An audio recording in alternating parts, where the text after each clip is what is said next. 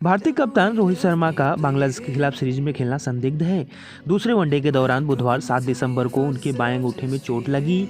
उन्होंने फील्डिंग नहीं की और केएल राहुल ने कमान संभाली।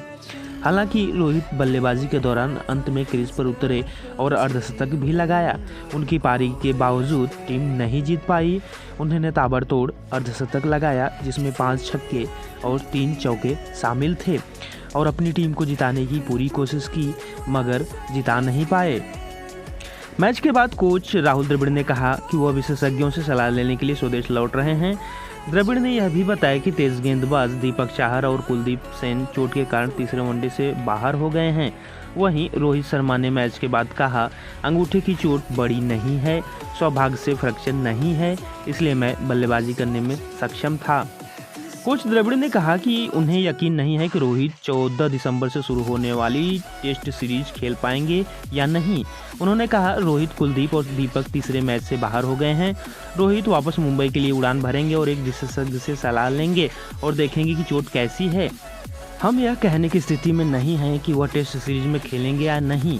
अगर रोहित की चोट गहरी हुई तो उन्हें नेट्स पर फिर से बल्लेबाजी शुरू करने में 3 से 4 हफ्ते लगेंगे।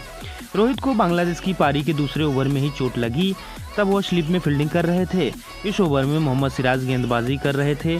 सिराज की गेंद अनामुल हक के बल्ले से लगकर स्लिप में गई। गेंद रोहित के हाथ से लगकर छिटक गई। इस दौरान उनके बाएं हाथ के अंगूठे पर चोट लगी।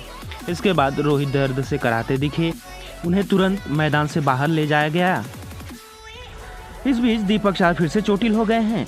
दूसरे वनडे में गेंदबाजी करते हुए उनके हैमस्ट्रिंग में जकड़न हो गई थी।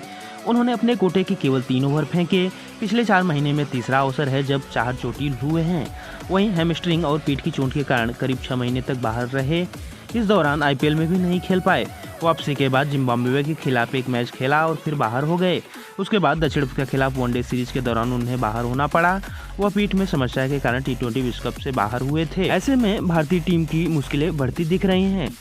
आगामी 50-50 ओवर के वर्ल्ड कप के लिए भारतीय टीम तैयारियों में जुटी है, लेकिन एक के बाद एक खिलाड़ी चोटिल हो रहे हैं। अब देखना होगा आगे क्या